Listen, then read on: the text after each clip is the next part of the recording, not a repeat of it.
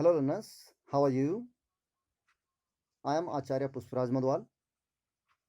In our today's video lecture, we are going on to study about causative verbs.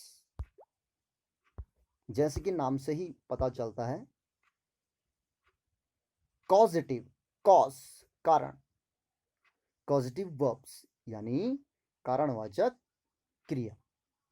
तो mainly जो हम यहाँ पर causative verbs के बारे में पढ़ने वाले हैं, वो दो causative verbs हमने ली हैं।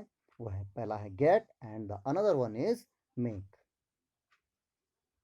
लर्नर्स, इस प्रकार की कॉजेटिव वर्ब्स का यूज हम सेंटेंस में तब करते हैं जब वाक्य में थर्ड पर्सन की इन्वॉल्वमेंट हो। इस प्रकार के वाक्यों में सब्जेक्ट काम को करता नहीं है बल्कि करवाता है। Look at the example number first. Ram ने मुझे भिजवाया। राम ने खुद मुझे नहीं भिजवाया बल्कि उसने मुझे किसी थर्ड पर्सन के द्वारा भिजवाया। मैंने खाना खिलवाया।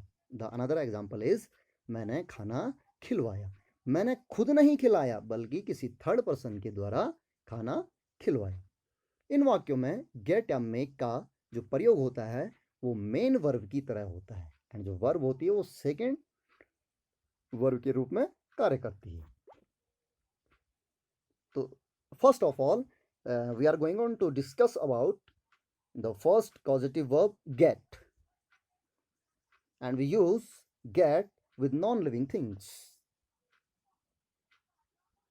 लर्नर्स, यदि आपको causative verbs को डीपली समझना है तो उससे पहले आपको you have a good knowledge about tense very well, तब जाके आप समझ पाएंगे यदि आप टेंस के बारे में जानते हैं। गेट के साथ हमेशा जो सेकेंड मेन वर्ब होती है उसकी थर्ड फॉर्म आती है, यानी गॉट। जैसे यहाँ पे गेट जो मेन वर्ब यूज हो रही है उसकी भी तीन अवस्थाएं होती है।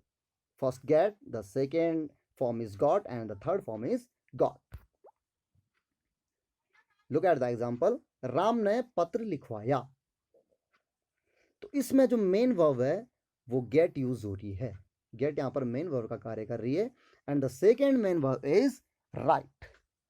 तो लर्नर्स, हमेशा याद रखना है कि जब हम गेट का यूज करेंगे तो जो सेकेंड मेन वर्ब होगी उसकी हमेशा थर्ड फॉर्म आएगी। So first of all use subject Ram, then get and the object letter and the second main verb write. और राइट का हो जाएगा रिटर्न, क्योंकि पॉजिटिव वर्ब गेट के साथ हमेशा सेकेंड मेन वर्ब की थर्ड फॉर्म आएगी, यानी राइट का written. Ram got the letter written. Look at the another example. Ram पत्र लिखवाता है। राम स्वयं पत्र नहीं लिखता बल्कि किसी और से लिखवाता है। यहां पर जो पत्र है वो नॉन लिविंग है। पहले वाले में हमने देखा कि राम ने पत्र लिखवाया, ये था आपका पास्ट इंडेफिनिट का, इसीलिए कहा आपसे कि आपको टेंस की भी अच्छी नॉलेज होनी चाहिए। ये है पास्ट इंडेफिनिट का। और जो अब हमारे पास एग्जांपल आया है वो है प्रेजेंट इंडेफिनिट का। वाक्यों के अंत में ता है, ती है, ते हैं यदि आदि शब्द आते हैं तो हमारा जो वाक्य है वो रिफर करता है किसको, रिप्रेजेंट करता है किसको, प्रेजेंट इंडेफिनिट को। और पत्र यहां पर नॉन लिविंग है, तो जो मेन वर्ब है वो है get and the second main verb is write, Ram. और आप जानते हैं कि प्रेजेंट इंडेफिनिट में जो वर्ब होती है उसके साथ एस और एस का भी यूज होता है। तो सबसे पहले जो मेन वर्ब है उसी के साथ हम, मेन वर्ब के साथ ही हम एस और एस का यूज करेंगे। So the correct translation is Ram gets the letter written. तुम ये करवा दो, you get it done.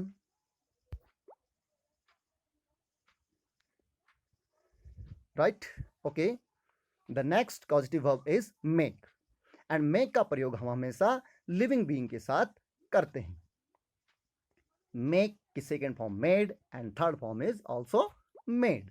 Ram ने मुझे भिजवाया। यहां पर मैं सजीव एंड मेन वर्ब है make, and second main verb है गो। तो मेक के साथ हमेशा एक बात हमने ध्यान रखनी है कि मेक के साथ जो सेकेंड वर्ब है वो हमेशा फर्स्ट फॉर्म में ही रहेगी। राम भिजवाया, देखिए पास्ट इंडेफिनिट है तो मेक का हो गया made, Ram made me go. And the second main verb है जो वो है गो, तो वो फर्स्ट फॉर्म ही रहेगी। जिन वाक्यों में सजीव और निर्जीव दोनों हो उनमें गेट या मेक दोनों में से किसी का भी प्रयोग आप लोग कर सकते हैं। देखिए, look at the example. Ram मुझे पत्र लिखवाता है, राम मुझसे पत्र लिखवाता है। Ram gets the letter written by me. And इसको आप अनदर वे में भी इस प्रकार एक्सप्रेस कर सकते हैं, Ram makes me write the letter. Living being मैं यानी I, and non living is letter.